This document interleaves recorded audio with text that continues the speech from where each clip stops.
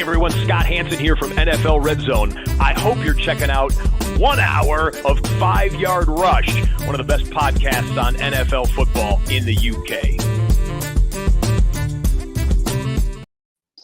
Yo, what's poppin', Rush Nation? It's Thursday. Yep, it's Thursday. Just had to reality check myself. It is a gloriously sunny Thursday in the UK. It's roughly 7:30 p.m. our time. So you do the math wherever else you are in the world. The sun has been out all week and people are moaning it's hot. I genuinely don't understand people. It's like, just live in a fridge. Come on, sort it out. How are you, big man? People just moan and Yeah. moan over everything. The people literally moan over absolutely everything. And listen, and within reason, it's probably the right thing. Yes, I'm good. What's been going on? It's been busy. The FFCC is filling up nicely, shall we say. We're approaching £4,000 raised. No, that's incredible. Which would be great to get to by next week. So we are doing a giveaway. If you are listening and you have not signed up to play in the FFCC, I've sent out invites to almost everybody except for people who have applied in the last sort of 24, 36 hours. So if you haven't had an invite from me, then you might not be in. Yeah, but you can. There's still plenty of time. You just need to go to our pinned tweet, fill in the form, donate. And if you do this by the 15th, we are giving away a spot into the Scott Fish Bowl. Nice. So we have a spot to give away by Scott Fish into the Scott Fish Bowl. So get yourselves entered, join in the fun. It's going to be a good tournament this year. There's multiple tournaments as a result of the FFCC. There's the Intercontinental Plate. And if we end up in a halfway house where we're less than 512, but more than 256, I will have to create a third world for the FFCC, which will be fun. No one likes giving themselves more work than you do with the FFCC, Murf. Every year you say this is a lot, and then somehow an Intertoto Cup or the World Paintball League is birthed from the FFCC. So Intertoto Cup, that is a reference and a half. It's I know. more meaningful than you get a nicer trophy than the Intertoto Cup. So Brian Drake got the plate last year, which is very nice engraved plate. So yes, so do follow in and sign up. Do donate to Crohn's and Colitis UK. Link is in the form. It'd be great to get to £4,000 before next Wednesday, which I think when we're giving away the Scott Fish Bowl spot. Well, anyone that enters by Wednesday next week. Good uptake in donations this year. I think it's about 95% of people have donated, which is awesome. Which is good.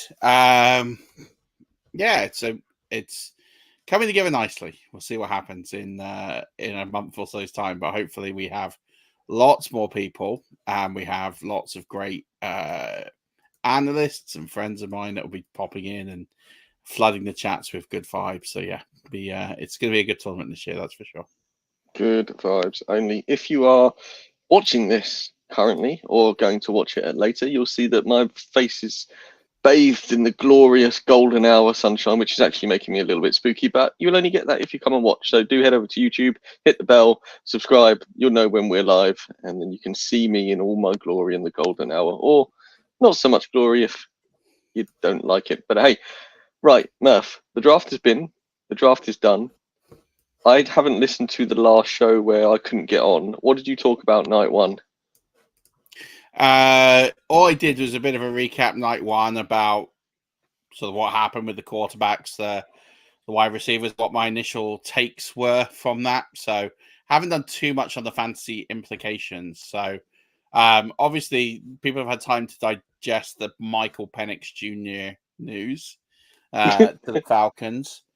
I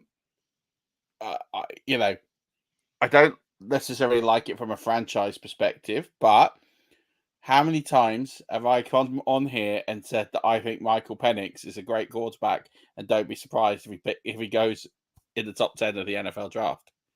And I feel a bit vindicated by that selection, although effectively the planning around it is completely wrong. But I feel kind of vindicated because everyone's like, oh, everyone hates it because everyone doesn't think Michael Penix Jr. is a good quarterback. And he absolutely is. And as I said, it's that guy. It's obviously his character is why they believe he can sit for 2 years. And they're going on the Packers franchise plan, which is to have your QB in waiting always and let them sit for a couple of years and learn the culture of the organization, which I don't think in the Falcons case that's a particularly good idea because this team lost, we're winning a Super Bowl 28-3 and lost, and then haven't won a Super Bowl and haven't won a division title for 5, 6 years. I could be wrong. It's at least 4.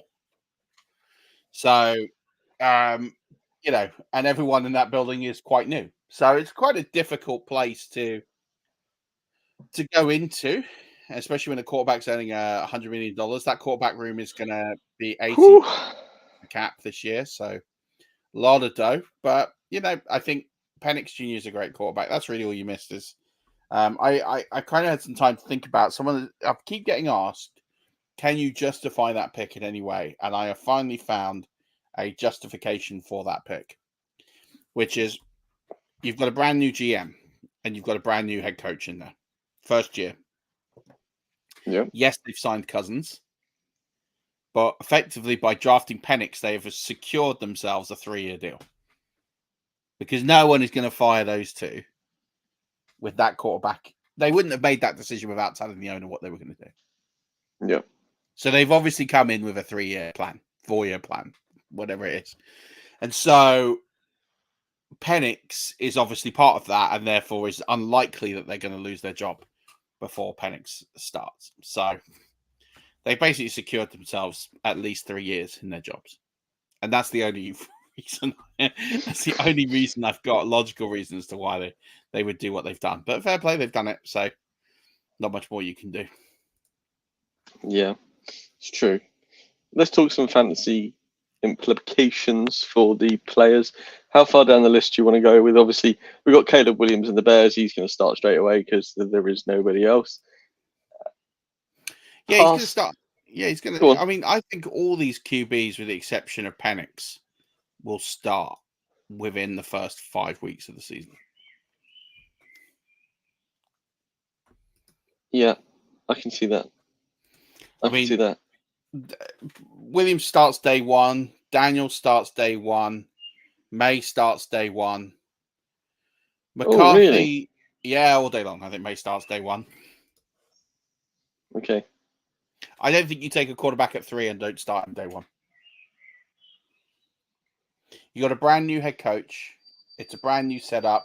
You got a load of rookie wide receivers. You're not expected to win your division this year. Why have you got a food truck outside your house or something? I think Tesco's has just pulled up. Yeah. I can hear it reversing.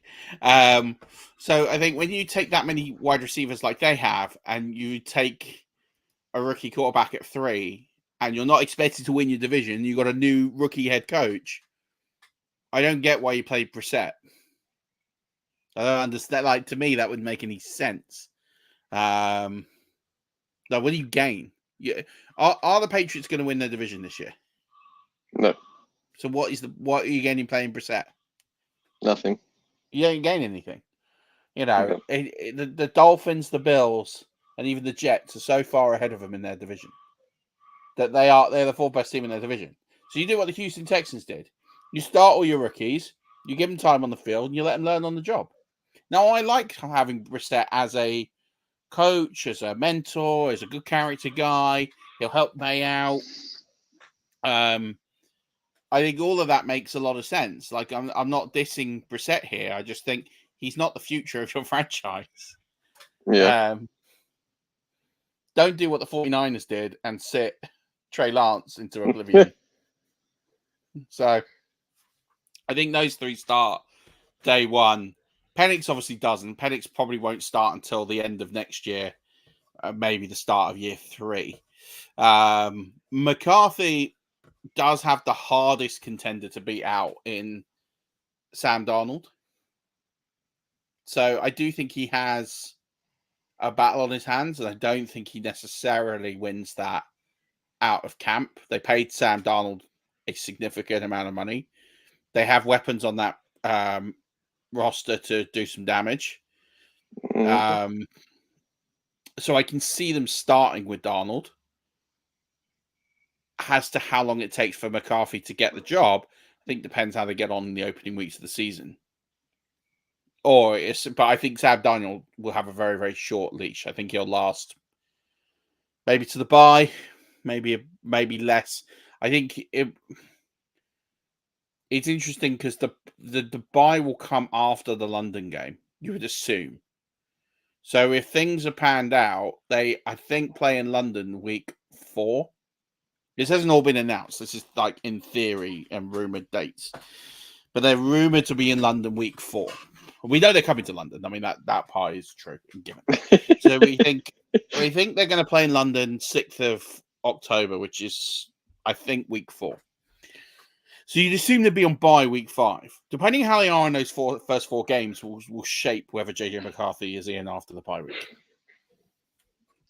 If they're 4-0 with Sam Darnold, then absolutely not. It will be Sam Darnold. Yeah. If they're 2-2, 1-3, you could make a case that they'll make a change and go to JJ McCarthy. And there is a chance that JJ could win it out in camp. But I don't think so. I think they'll probably roll with Darnold. And then Bo Nix, I mean, he has got such little competition in front of him. And he's not facing an incumbent. And he's not facing that much experience in Zach Wilson. So, I mean, you're forgetting Jared Stidham. Well, yeah, but is Jared Stidham the guy? No, Bo Nix is the guy. That's my point. I think Jared Stidham had a chance. I don't think he was terrible. I don't think he was great, but I don't think he has made the case that he is going to start the season as the quarterback. No. And I think if he was, you probably would have not signed Zach Wilson. Yeah, agreed. And I think potentially the Zach or Jared starts the season if we don't take Nix at 12. If we trade back and take Nix later on, then potentially somebody else starts. Whereas now we've drafted him higher up because, well, Atlanted, and now we were forced into the situation of drafting Nix. And like you say, there's no incumbent, so we might as well roll with what we've got now and see what happens. Yeah, and also, again, you're in a division with the Chiefs and the Chargers. Are you likely to win the division? Yes, we're going all the way this year. I'm fully no, we're not going to. I was buoyed by an article I read about Bo Nix when he came in before the draft. They brought him in for a personal workout, and he was given the offensive playbook, or a large portion of the offensive playbook, and then an hour later he was asked to run through the series, and apparently he didn't miss a single play call, and he remembered the entirety of what they asked him, which is, Sean Payton wanted him, and then he went and did what Sean Payton asked of him on his private workout. I'm not as much as sad as I was about it when I saw that we drafted him before this news came out, if that makes sense. I think he's a highly intelligent player. I think it's going to be interesting to see what he does. I think it's probably the best landing spot for him that he could have ever dreamed of. Yeah. I think there's many organizations he would not have had as good an opportunity. So, yeah, I think we see. If I'm looking at these 6 quarterbacks, right, and I'm thinking about fantasy for next year, so Penix is on your taxi squad, right? You're not going to lift him unless Kirk Cousins goes down again, which could happen. He's gone down a couple of times in recent seasons. So, there is value of having a Penix somewhere on your roster, but he's not a guy that's going to be an immediate interest for 2024 unless something like that happens. If I'm honest, I don't think JJ McCarthy is either. And I really like JJ McCarthy, but I actually think he only comes into a situation where the Vikings aren't doing so well. And so I think, therefore, it becomes a bit untenable for him to then come in and try and turn everything around. straight away. So I really like him for fantasy football, but I don't like him for this year in particular. I'm just looking at what I've done from a projections perspective. So I do have him winning the job and throwing the ball. I think I got him close to about 400 attempts on the season with a decently high completion percentage, and a decent amount of yards. I think just under. I think I've got about 2,800 yards, but I have a lot of INTs in there. I think I have a 18 to 11 TD to INT ratio there, and he's not going to give me much on the ground. So just for fantasy, that's a bit meh. So I'm not quite there on him this year. Bo Nix. So Bo Nix's projections for me are. So I got him. I've got him playing. So when I did this, I actually did put Jared Stidham in as a starter for 2 games. And I think it would just be an acclimatization piece, maybe. But then I had Bo Nix playing 15 games, throwing the ball 500 times. I don't have him at great numbers, shooting the lights out again. I think I have him at around about 3,000-ish yards, 17 touchdowns, 13 interceptions. Again, not giving you much on the ground. I don't have it. And I think it's just because I think he's going to take. I think that Sean Payton book is hard to learn. I know what you've just said there about regurgitating it, but we saw Russell Wilson come in there, who is a well-established quarterback and struggle. So I don't think it's a knock on Nix to say that he's not going to get this year one. You have to think about the long term, and I think it is going to be a rocky road this year. And I don't think that's a bad thing. I don't sit here and say, well, if he puts up those numbers, he's garbage. I just think that's a really difficult scheme to get right. It takes quarterbacks in that scheme a while to get acclimatized. That's what we've seen over the last, few years. Drew Brees walked in, didn't really get it straight away. And then we saw that. Talking of the Payton system, have you seen the article about how bad it got with Russell Wilson last year that's come out? No. So give me the TLDR. No, give me the TLDR. Basically, they gave him a wristband with shortened plays on it. He couldn't get hold of that, so then they limited it down to 2 words per play. And rather than him learn everything, they expected the wide receivers to learn the playbook. And Russell Wilson had a 2-word per play playbook that he would use from Sean Payton, and then everyone had to try and learn it around him because he couldn't fathom the playbook.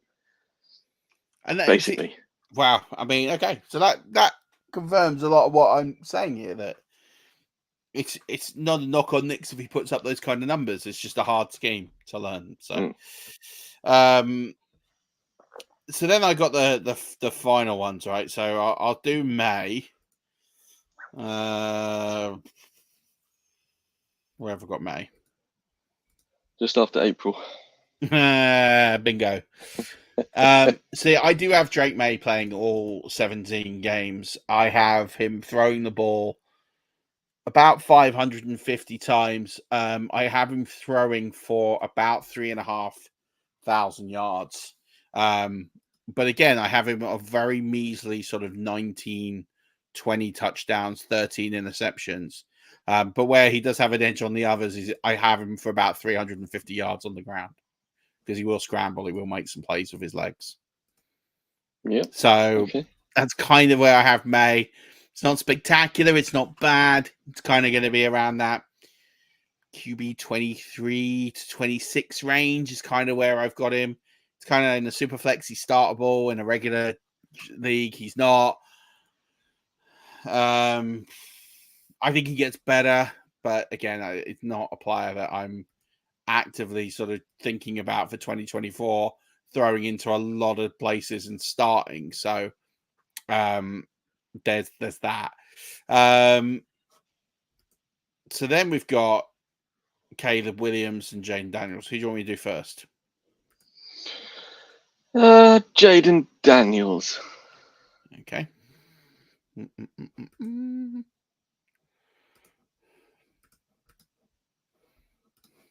because I think it'd be interesting to see what you've got for him. Okay. So I have. I'm just trying to pull up the whole list.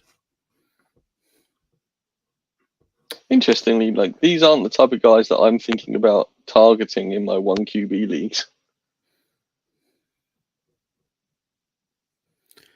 I think there's a case to target Jaden Daniels in 1QB leagues. Well, make that case. Okay. So I think Jaden Daniels is going to be the best rookie from a quarterback perspective. From a fantasy football perspective, I'm going to caveat this. Right now, we've both agreed that we don't really think Jaden Daniels is amazing, right? Yep. And I think the hype for Jaden Daniels is from the dynasty community because they see what he can do from a dynasty perspective, right? From a fantasy football perspective. But actually, I don't think he's that great a quarterback. I don't think he's terrible, but I don't think he's incredible.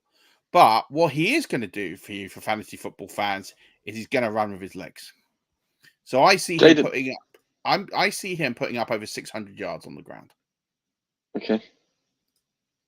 And 5 TDs. I think that's entirely plausible, knowing what Jaden Daniels does. So I have him around about 3,500 passing yards. I don't have him many passing TDs. Again, 17, 18 passing touchdowns, 14 INTs. I don't think he's going to be lights out brilliant. I think he's going to have some playmakers. I'm always a little bit conservative on the passing touchdown, so I could see that nudging to 20, but I don't think it's going to be high. But those 600 yards on the ground, I see him carrying the ball over 100 times. And when I look at the quarterbacks in the league, I think I only have 4 quarterbacks carrying the ball 100 times this season. And that's Hurts and Jackson, as you would expect, and then closely followed by Anthony Richardson. So I have him carrying the ball more than Josh Allen. I was just going to ask you, Jaden Daniels or Anthony Richardson? Anthony Richardson, just because I think he's had a bit more time in that system. But again, I have them. The only difference I have between the two is actually their rushing touchdown numbers. So I actually have them ranked pretty similar across the board in terms of number of TDs. I have a couple of less INTs for Richardson, just from a bit of experience that he has. But I have the passing attempts roughly-ish the same, within about 20, 30. I have the completions, again, roughly the same as you would expect.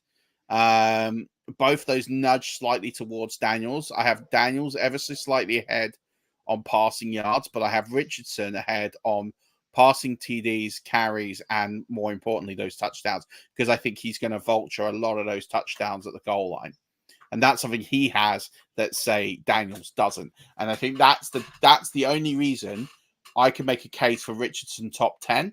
And I can't make that same case for Daniels. I have Daniels around about in that 12 to 14 range. So I have him with a ceiling. So I would, if I'm in a 1QB league, I can see myself drafting a lot of Jaden Daniels and hoping he booms. Yeah. And he is the quarterback in a 1QB redraft league I will be scooping up everywhere in terms of he's the one I would want. Caleb Williams, I'll get into Williams' numbers. So I have Williams at, similar-ish passing attempts to Daniels and similar-ish passing yards. I'm giving him a slight nudge. I am giving him the edge in passing touchdowns. I have him close to 25 passing touchdowns, while I have him only 300 yards on the ground. Because I think they've formulated a plan where they're going to make him throw the ball. So I see Daniels being more of a threat of his legs. That's going to give you a safer floor every week. I think it's also going to give you a higher ceiling every week. I think Caleb Williams is going to be fine. I've got him around about QB 16-ish. I've got him sort of about level with Trevor Lawrence. I've got him in a Kirk Cousins and Trevor Lawrence sandwich. That's where I have him. What a sandwich! Yeah, what a sandwich. Do you want to know? I'm not going to go through all my projections, The guy I'm really low on this year, are you ready for it? Who's a veteran? Tom Justin Brady. Herbert. No, I'm always high on No. Brady. Justin Herbert is the guy I'm really low on. So I have Justin Herbert at QB 19. Oof. Where do you have Joe Burrow? I have Joe Burrow at 6. Okay. So yeah, that's my view on the QBs. That's kind of where I've got them viewing. So like, if I'm thinking redraft hat, I want Daniels. If I'm thinking dynasty, I'm really happy with Williams or Daniels. I think Williams will have a longer career. I think Daniels will have a better start. Got a question from Mace. Good old Mace. How you doing, mate? Do you think Daniels has better surrounding talent than AR-15? What kind of play calling do you expect from Washington this season? So I don't think Daniels out of the chute has better surrounding talent than AR-15. And it's probably because I'm really high on AD Mitchell, probably more than most. I actually think AD Mitchell was a very shrewd pickup. I think he suits that skill set that Anthony Richardson has really well. Like, I think that is a marriage sort of made in heaven. Those two, they've just paid Pittman. I don't think they need to worry too much at running back because of the fact they've got, Richardson and that big power, sort of similar to Josh Allen, where you get you the touchdowns at the goal line. I think they've got enough talent to move the chains. They've got a great offensive line.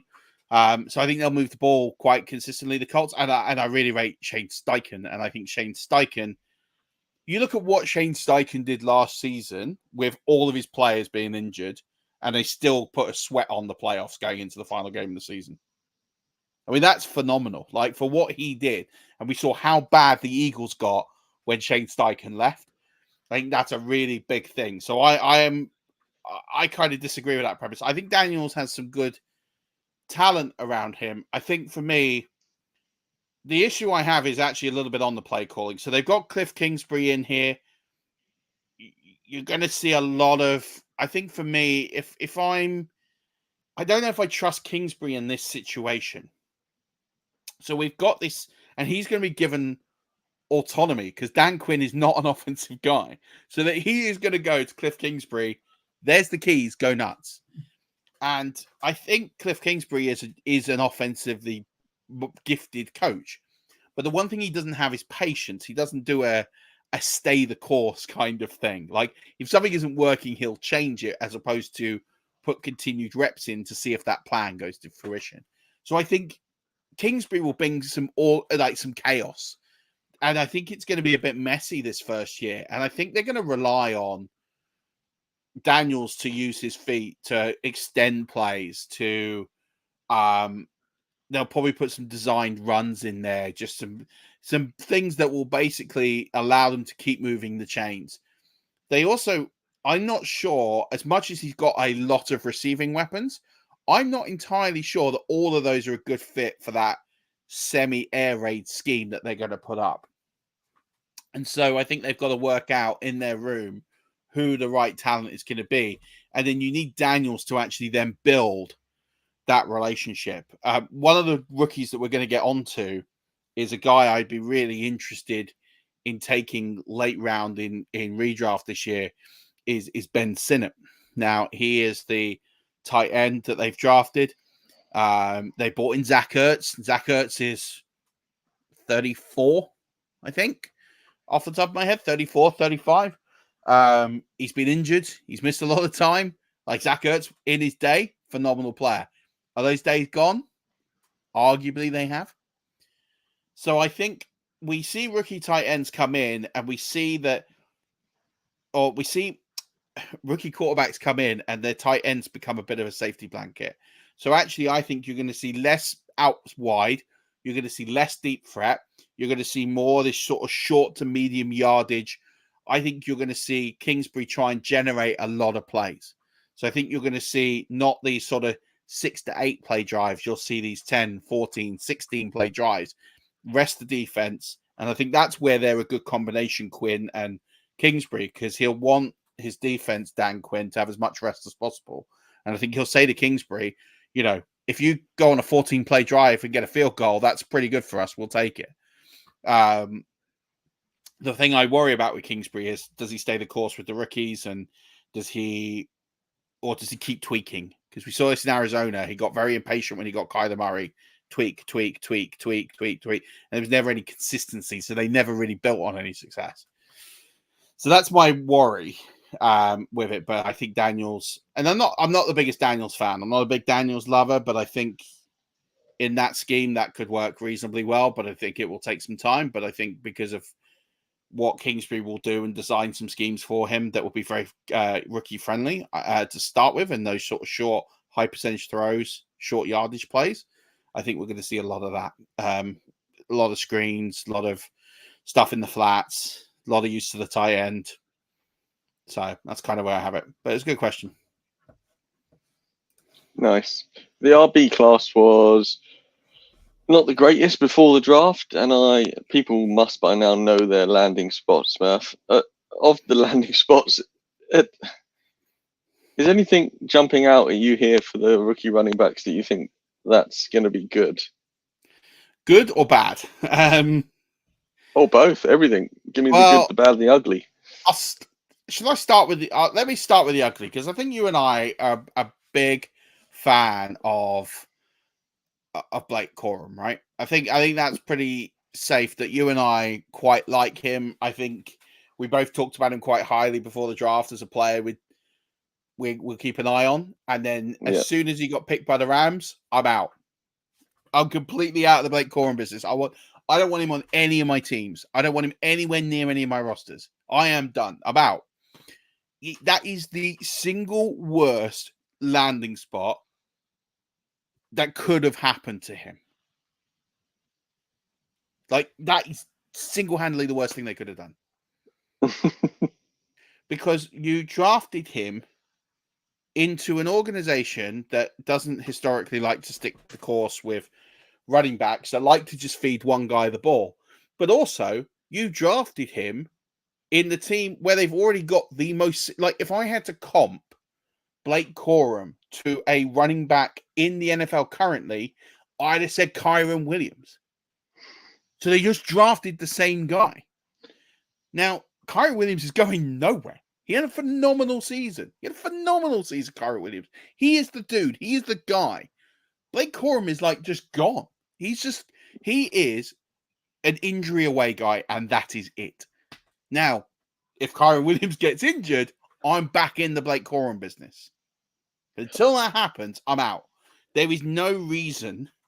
His ADP, and the counter argument to this, and I know someone will be listening to this thinking like, well, hang on a minute. The Rams don't stick with RBs. And this is true. They got rid of Gurley. They got rid of Cam Akers and every other running back they've had, right? They kind of don't really stick the course.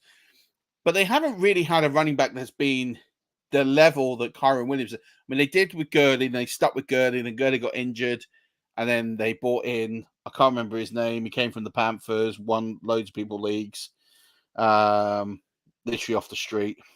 Can't remember his name. And then they kind of realized, hey, we don't have to pay Todd Gurley like $10 million a year. So we'll just bin him. And then, Cam Akers, always injured, never really worked out. Had a good spell here or there, but it never really kind of panned out. Kyren Williams has come in and he just absolutely smashed it. Like, he was phenomenal. Like, he rose above all expectations. And so he's sticking around. Like, they're not going to change something that works. So they drafted the same running back, which tells you they're quite happy with Kyren Williams. They've literally drafted the same guy. Hey, if this guy goes down, we're basically going to bring in the already-made replacement who is almost identical in skill set. That tells you how much they love Kyren Williams. Hey, we don't even want to entertain a scat back. We don't want to entertain another guy. We're just going to take the same guy that we've already got and just replace. It's literally like if you could clone Kyren Williams as Blake Corum. It's a bit harsh, but I'm just being sort of overgeneralist here. So I'm out. Blake Corum is a guy that when Kyron Williams gets injured, you'll go and blow a load of fab on, depending on how bad the injury is. You could stash him, and I get that in a deep league. Yeah, I get it. I'd stash him. Sure, why not? But production year one, yeah, no chance. Like nothing. I think it's going to be really bad, really rocky for him. So I'm quite out of that business. Jonathan Brooks walks into a good situation. I say good, like it's not phenomenal. And he's injured. He'll be okay. I would expect him to be okay. He has a good skill set. The thing I like about him in particular, Jonathan Brooks, is he can catch the football. I don't have him like working a shed ton. I have him sort of around about 1,100 combined yards, with about 7 TDs, so not loads. But he'll get steady work. He's got very little competition. So yeah, I think he's that bottom end RB2, and it's fine. Like he goes into that sort of tier with like a David Montgomery, a James Conner till he gets overrun or injured. He's that kind of tier. Zamir White, he's kind of all around there. He's a little bit better than some of those, not as good as others. So it's not bad. But we're not talking about generational talent, which I don't think anyone expected, right? So, he's a solid RB2. He's a guy that will go too high in redraft, I think. I think people love the new hotness. So I can see people reaching and taking him in like the 4th, the 5th round, which I think is mad. I have him at sort of like a 7th round, like low end RB2. But I don't see a ceiling there. So like I have him in like a cluster. These are the names I've named some. Ramondre Stevenson, David Montgomery, Brian Robinson, James Conner, Zamir White. I think all of those players have higher ceilings. Maybe not David Montgomery, but I think the others have higher ceilings than Jonathan Brooks. So yeah, I think I'm kind of just not there on him. But like it's not bad. Like he's perfectly draftable. He's perfectly startable. It's a no thrills pick. Like you're not going to get too much enjoyment having Jonathan Brooks on your teams. But if he stays healthy, he'll put together reasonably all right production. And he's the only guy in this class that I have in the top at least 45, maybe even 50. No. I have Benson at 49. I have Benson at RB 49. I just have Connor ahead of him. I don't think he's taking that job off Connor unless Connor gets hurt. I have Corum like way down in like the 80s, 70s maybe. Like I don't have him anywhere near exciting. So, and they're really the only running backs to kind of talk about from a year one perspective. The rest of these guys, there's some interest, but these are guys you sort of stash. Like Ray Davis, I mean, he's behind James Cook. If James Cook gets injured, yeah, he becomes a guy. But Bills running backs don't typically have high ceilings. So he becomes an RB3 on his best day. It's kind of like what you're going to get out of him. Jalen Wright to the Dolphins is really interesting. Raheem Mostert's kind of near the end of his career. I don't see him being there past the season. Devon Achan's had some injury problems, as we kind of seen. They're also a very different kind of back. So Jalen Wright could find himself in a really interesting scenario. He's well worth taking. The one I really like here is Marshawn Lloyd. Now, you look at the fit, right, of Marshawn Lloyd on the Packers, and you sit there and you think, this is awful. On the surface, without any digging, you think, okay, so he's just gone to a team where he's the RB3. And then actually, when you scratch at the surface a little bit, you see actually that's not really the case. They signed Josh Jacobs to this massive contract. Josh Jacobs could be out in a year. That contract is so team friendly that they could run the wheels off Josh Jacobs and he could be gone in 12 months. So Josh Jacobs is not there for a long time. And then they just bought back AJ Dillon, who has not really ever shot the lights out there. That felt like we tested the market. We can't seem to find anyone else we like here. So we'll just sign back AJ Dillon because he knows the book. And that's how it felt like. It wasn't done pre-free agency. It wasn't done in a real hurry. He didn't get lots of money. Again, it's a good out there. And then they go into the draft and they draft Marshawn Lloyd. I think Marshawn Lloyd is competing for that backup role. He's one away, but there's no future on Jacobs. So I think he's really interesting, but not for this year. But I think for Dynasty, I'd be so my rankings are Brooks and Benson. But given the fact that with Benson, yes, I don't think he's going to be hot this year, but James Conner is nearing the end of his NFL career. The path to him getting a job starting is pretty short. And then I probably have Marshawn Lloyd next on that list, followed by Jalen Wright, because I think their paths to getting in the team are easier and they're more interesting in the way that those teams operate. I'm not really in on Corum. I'm not really on Ray Davis. I don't really care about Braylon Allen at the Jets. Like, I get it, Braylon Allen's decent, but we all know, we saw it last year. Breece Hall's the guy. You have to wait for Breece Hall to get injured. Like, if Breece Hall can't run the football because he's not hurt, he's not fully fit, they're just going to make him catch the football. They don't care. Like, that is Breece Hall's team. Like, it's not Aaron Rodgers' team, it's Breece Hall's team. So that's not going to, like, his path is quite blocked. I tell you who I do like as a fit is Austin Estime, your Broncos. I want you to tell me why you think Estime is good, and then I'll tell you why I think.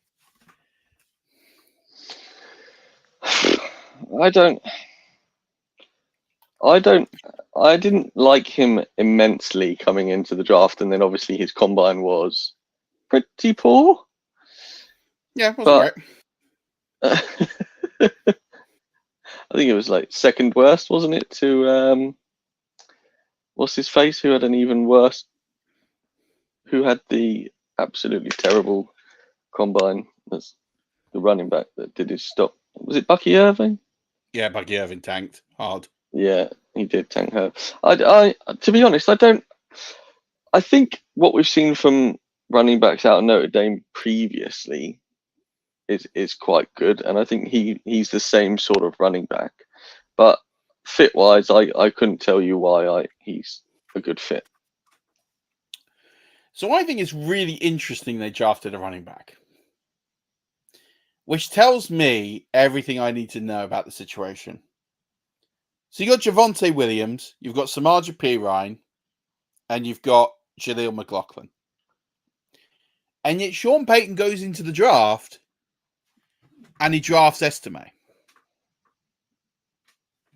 You look on the surface of that and you think, why? Why would he draft a fourth running back? That seems mad. Especially when we had so few picks. Right. So that tells me automatically that he's not necessarily happy with what he's got.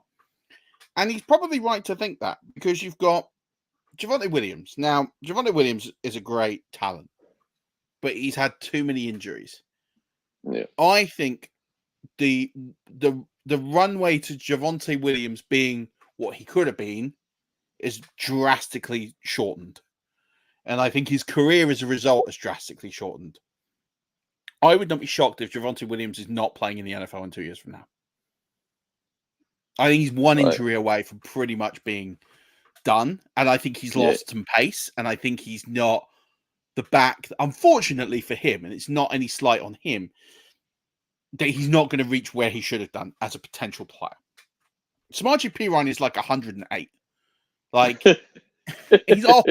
Well, he might not be old, but he's been around for years. Like, he is at the end of his career. This is his swan song, right? He is not the future of this franchise. Again, I point to, why would you start a player who is not really in your... He is just a dude who is there to earn a paycheck, and he'll do a solid job. And Sean Payton likes having leaders in every room. So he's brought Perine in to kind of be a leader in the running back room. He's not going to get that much volume out of him. And then you got Jaleel McLaughlin, who I really like, but he has a very limited skill set. He's very good at one or two very significant things that he can do. And that's kind of it. So he's very, very limited in what he can do. So you bring in Estime, and I think Estime has a path to blow out Pirine and Javonte Williams within a year. And McLaughlin. So I think by 2024, Estime could find his way into a significant role in this backfield within a year. I like it. I just think, again, they didn't have that many picks. He decided to go running back. It kind of just makes sense to me that it's telling me that they're not happy with what they got. So, I think Estime is higher up on my board than a number of players. I would take him over Corum. I'd take him over Davis. I'd take him over Allen. I'd take him over Shipley at the Eagles. Will Shipley at the Eagles. Yeah, it's cool. They drafted a running back. I don't really care. Right. The Eagles don't have elite production at the they like to do a committee job. He'll come in, he'll get X amount of touches. He'll have an okay career, earn some money, but he's not really ever going to be a player we're going to talk about 6 years from now. The only other two players, I like some of these later guys, like for later rounds. So Bucky Irvin, I think I've talked about him. I think he's an electric player.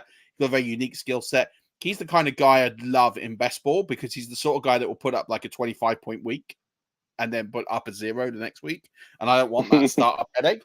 But he's going to be used in a lot of like wide receiver, the old-fashioned wide receiver screens, put in the flat, end arounds.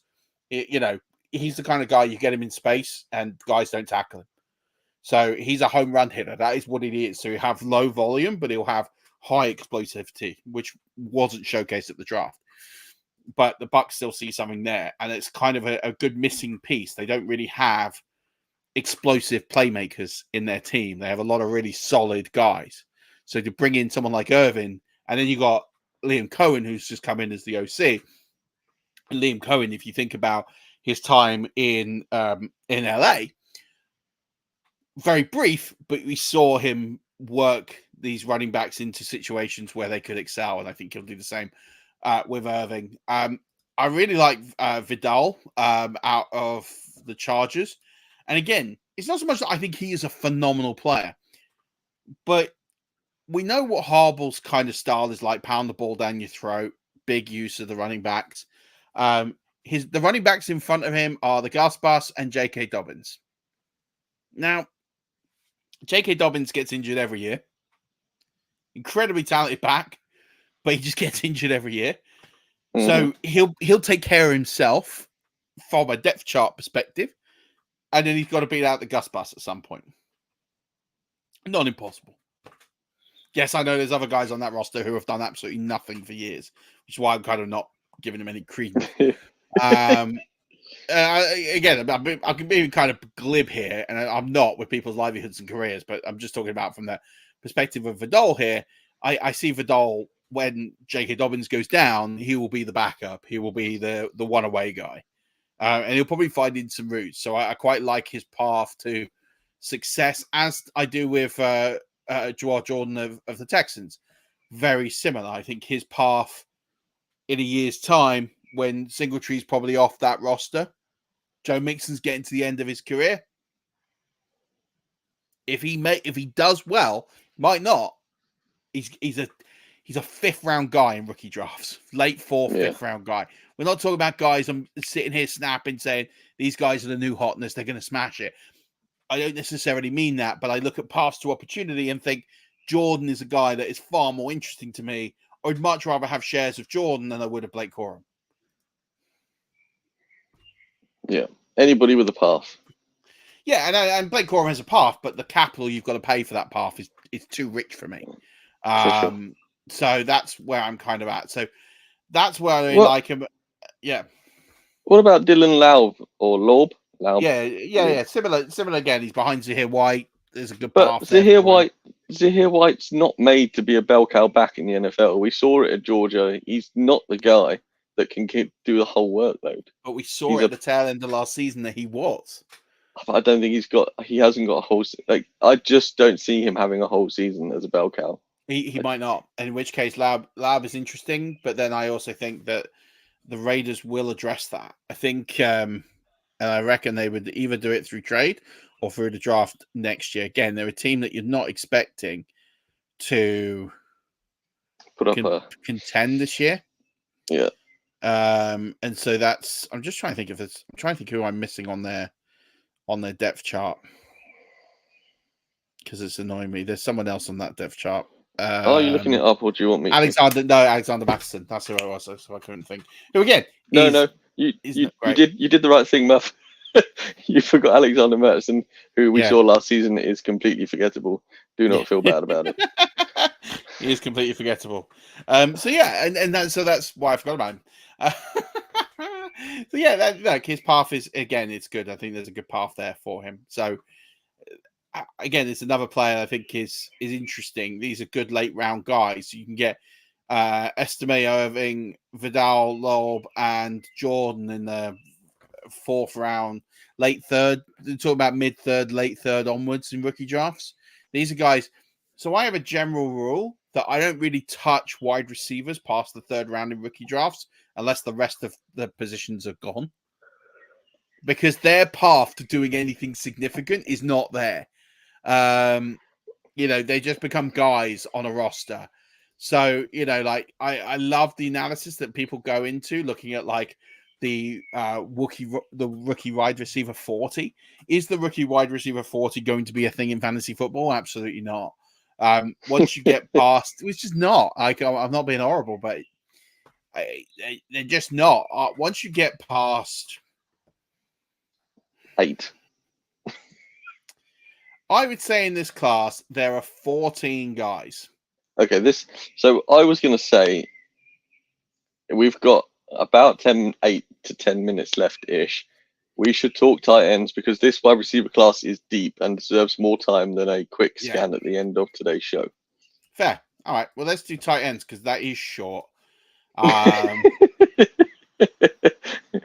mean, I did well to get 7 guys, to be honest. I mean, in fairness, you did very well. 7 is a long list for this short class of tight ends. It is. There is some interesting guys in here, though. There's some that are absolute not. I've done this on ADP, and actually, I actually drafted Theo Johnson today in the 4th round of a rookie draft. It's a great. Yeah, see, that's a great pick. I think. Let's start with it. Let's go backwards. Let's start with Theo Johnson. I actually really like. I've picked him up in a couple of places. I actually really like Theo Johnson's chances to be relevant in the NFL. I mean, Darren Waller's contemplating retirement. Well, that's it. So Darren Waller's contemplating retirement. Even if he doesn't retire, he's not got long in the NFL. And then they have what's his name? Yeah, I know. God. Straight. I keep saying like Luke Musgrave, but it's not. It's he had a great rookie year. He came to London. He did all right. I'm just looking it up. Yeah, can you look it up? I can't. His name. Daniel. It's Daniel. It is Daniel, and I give you a clue. He plays his surname plays first base for the Los Angeles Dodgers. No, I don't watch much baseball. Cody Bellinger. Daniel Bellinger. Daniel Bellinger. That's it. Cool. All right, Daniel Bellinger. So yeah, Daniel Bellinger is there, but he's not really had much of the rub in the last sort of 2 years. So yeah, I think Theo Johnson has a path. I think he has a path. I like him in the 4th round. I'd much rather throw a dart at him than I would at like Brendan Rice or Jacob Cowling or Corley of the Jets. Like, I just don't see anything for them. So that's why I like taking a stab at someone like Johnson. I think he gives you much better odds of doing something in fantasy football. Before we move on, Murph, I would like to stat correct myself. Coley Bellinger is currently the centre fielder for the Chicago Cubs. All right, you did well there. He used to play first base for the Dodgers. That's how long ago I played fantasy baseball. Everyone used to play first base for the Dodgers. They won a World Series since then. With a load of first bases. Yeah, just first base, most important position in baseball, apparently. No, shortstop is the most important position in baseball. I'm giving no love to the catchers. No, that's ridiculous. Catcher is very... Look, let's not talk about painted fingernails and stuff right now. Carry on with your rookie tight ends. I've got Bell at the Patriots. He's like the archetypal Patriots tight end, but they've got some guys in front of him, so I don't necessarily love picking him in drafts, but if you want to take a dart in the 5th round, then he might still be there. Jared Wiley, everyone's chasing the next... Travis Kelce. Yeah, the next Travis Kelce. It's not Jared Wiley, like save your pick. I think Irv Smith is also there. I seem to remember. I think he signed. Yep. So Jared Wiley is a dude. Like, good luck to that. The one I like. I talked about him is Ben Sinnott. I think he, for me, could easily be the tight end 2 in this class, and I think he'll be the only other tight end that's worth anything really when we get to the end of the day of this class. I think he beats out Zach Ertz at some point quite quickly. And I think after he beats out Zach Ertz, I think he'll have in a Cliff Kingsbury offense. Like, sign me up. You can get Ben Sinnott start the 3rd. If you have a tight end need, just go take him there. I don't normally advocate taking tight ends, so that gives you some hope that I actually think he's quite decent.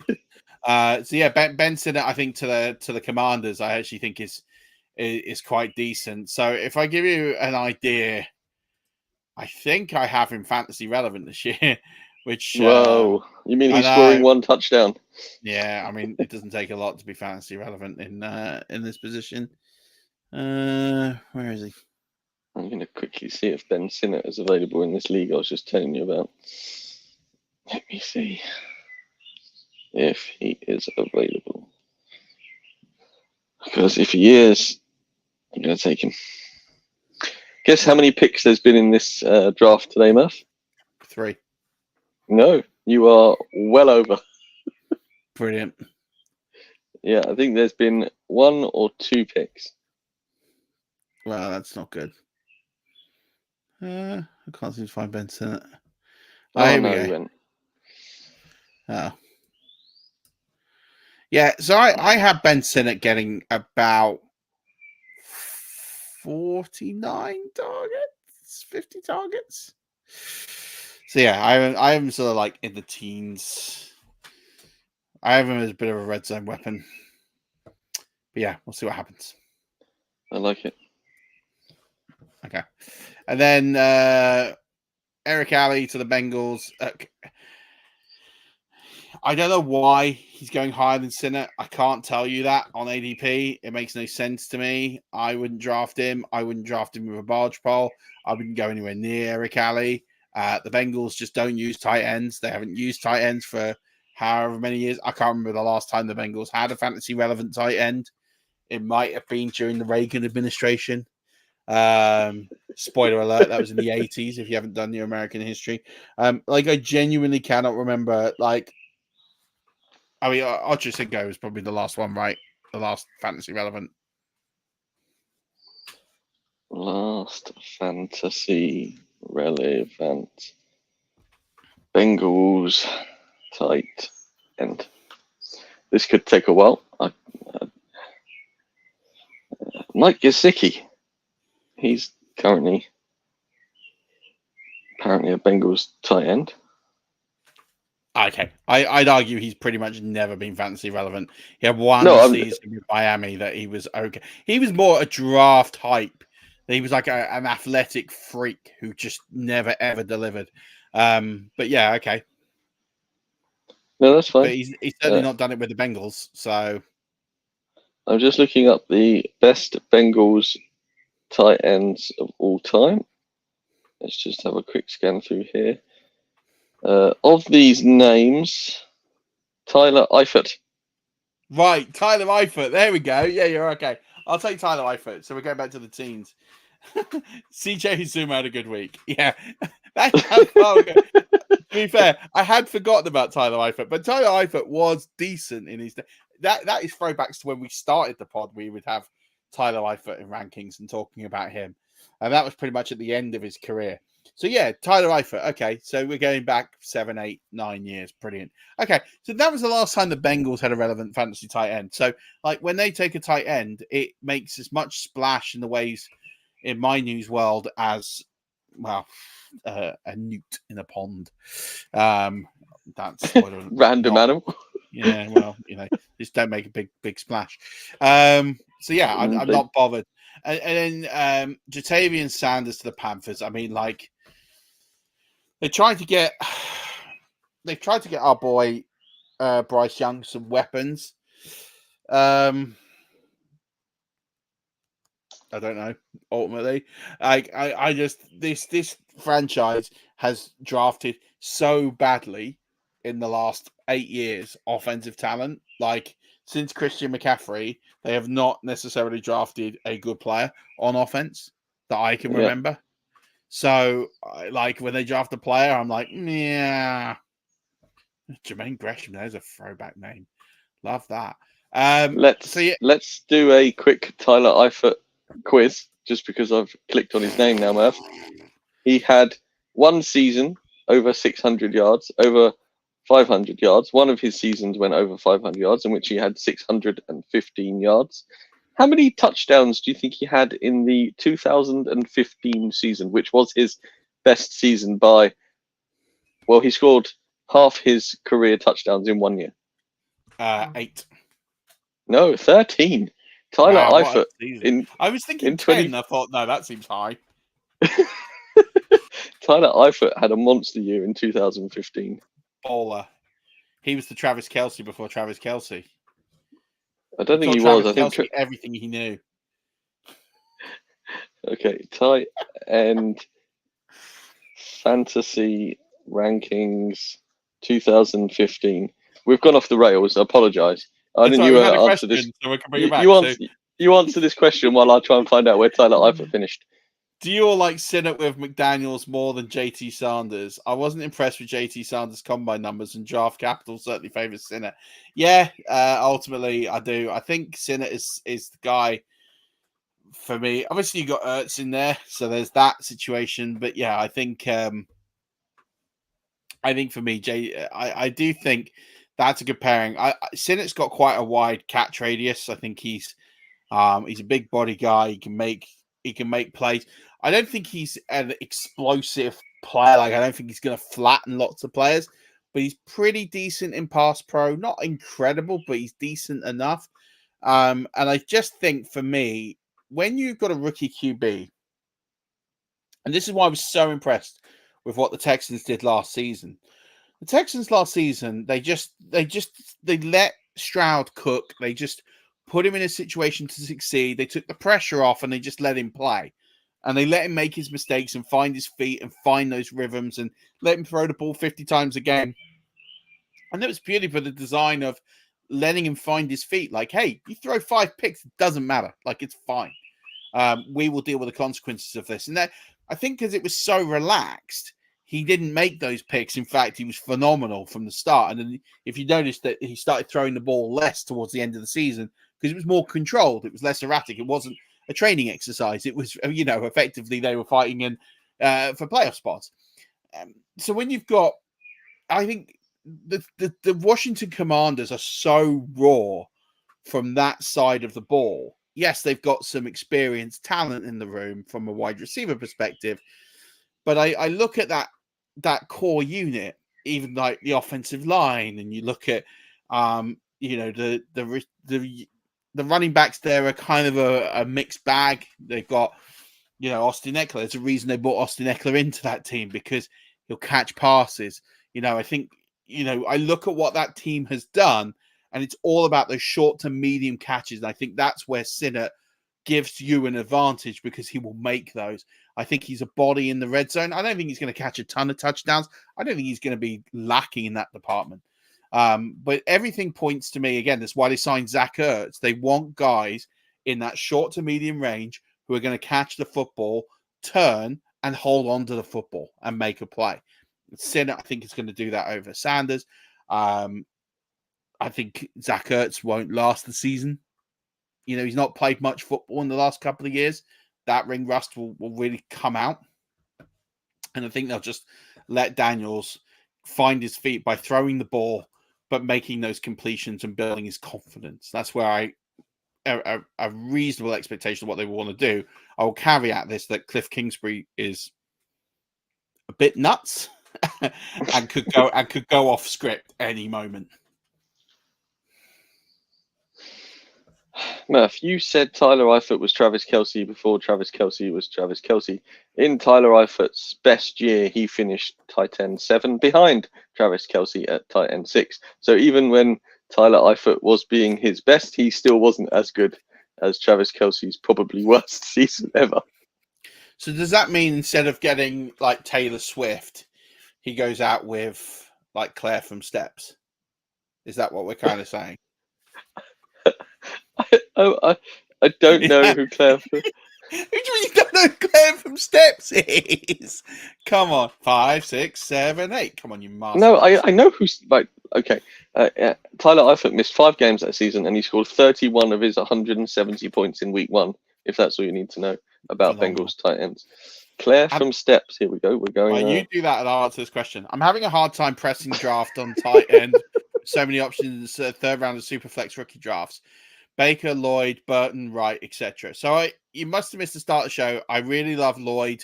I understand. I understand the love for Lloyd. I understand the love for Wright. In particular, those two I do get. And maybe it is quite hard to punch tight end on that.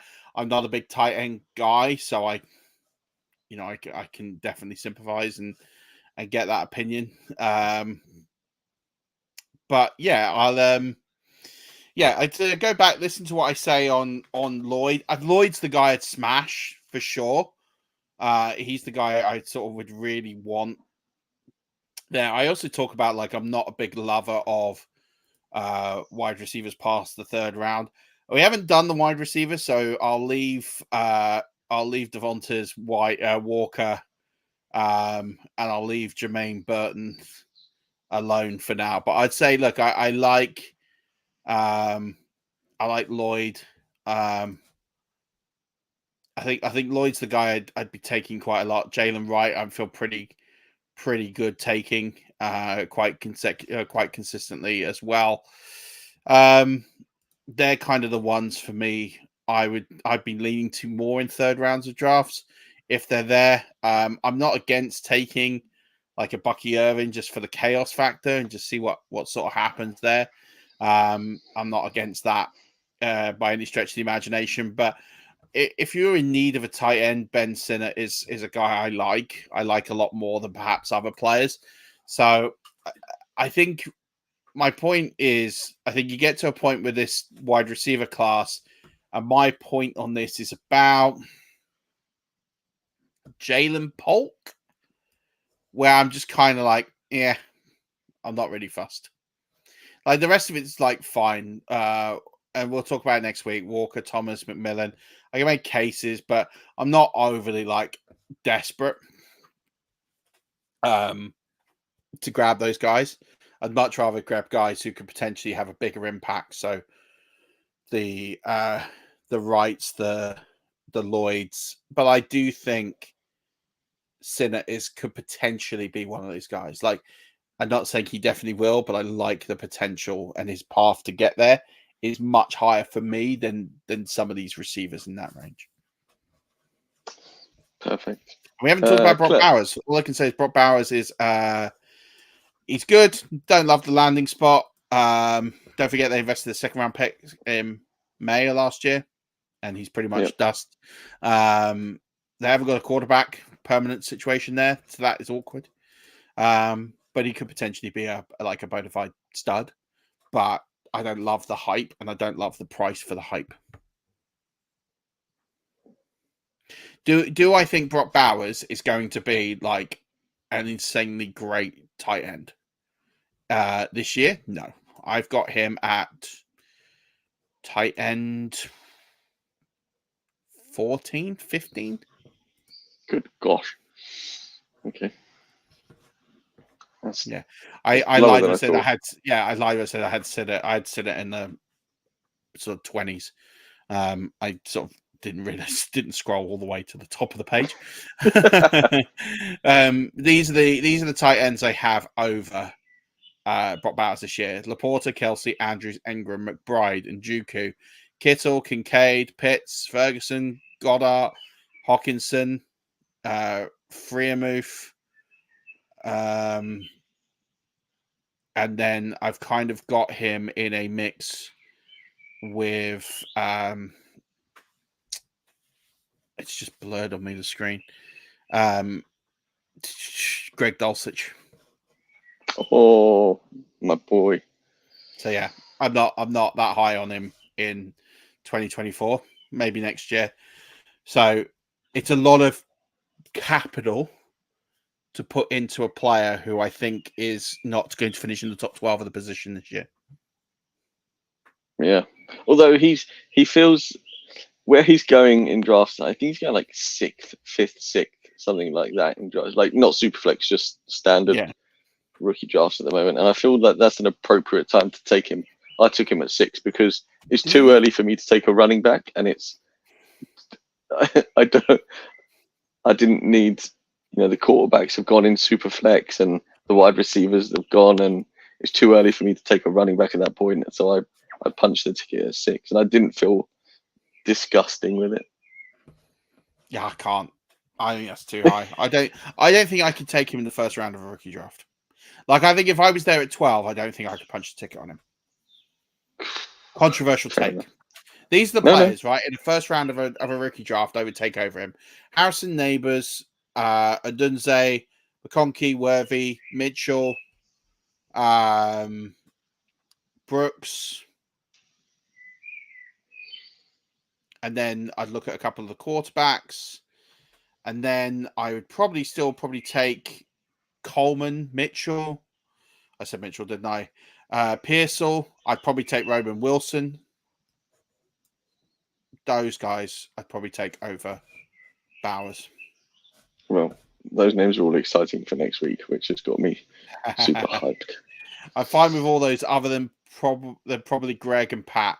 Russell at QB. I hate Pat Freiermuth. Feels I'll be more open to him. Seems like Justin targets the tight end more. I think it's on scheme, and I think Wilson will have to play to the scheme that he is told to play to. In Seattle, they're not huge on tight ends. They use the ball around. Steelers have always kind of fundamentally had a successful tight end. They're also good on receiver. And Dulcich is a controversial one. I get it. There's no one's talking about Greg Dulcich, but people have kind of forgotten how good he was in his first season. And knowing the Peyton offense, they do really scheme up tight ends quite well. And with the lack of experienced receivers on that roster, I think Dulcich is going to get a lot of work, especially again, betting in a new quarterback, complicated scheme, giving him some friendly options and big targets to throw at. The Broncos are not blessed with a lot of size on that roster. So I think Greg Dulcich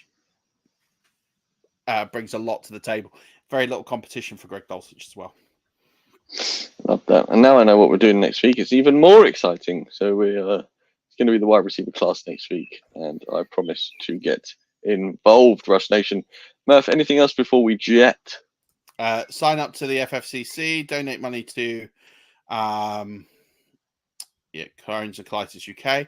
And tune in next week. It'll be a good show. And also, I'll put this out there that if you host a podcast out there and you're looking for a guest, then feel free to reach out to me. I'm on the Fiverr Rush handle at the moment on Twitter. I don't check it every day. I'm kind of not really doing a lot of Twitter at the moment, but you can reach out to me there. I'm happy to always. I went on a podcast this week called the Jefferson My Drinks podcast, which was great. I had a lot of fun.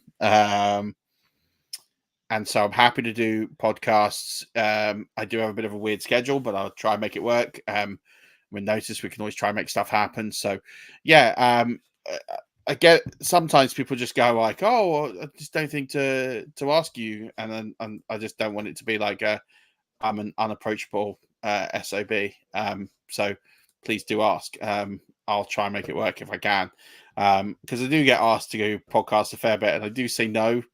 Most of the time it's because the schedule doesn't work, and it's more because American shows ask me and they're like, "Oh yeah, can you come on at like 1 a.m. on a Wednesday morning?" Like, no. But for UK listeners, and that doesn't mean I won't do American shows. I will. We can try and find times that'll make it work. But yeah, I just say always ask the question if you want me on a show. I'm always happy to try and see if we can make something work, and sort of more often than not we can. But yeah, definitely reach out. I definitely would be open to doing it. And if we can make it work, then we absolutely will.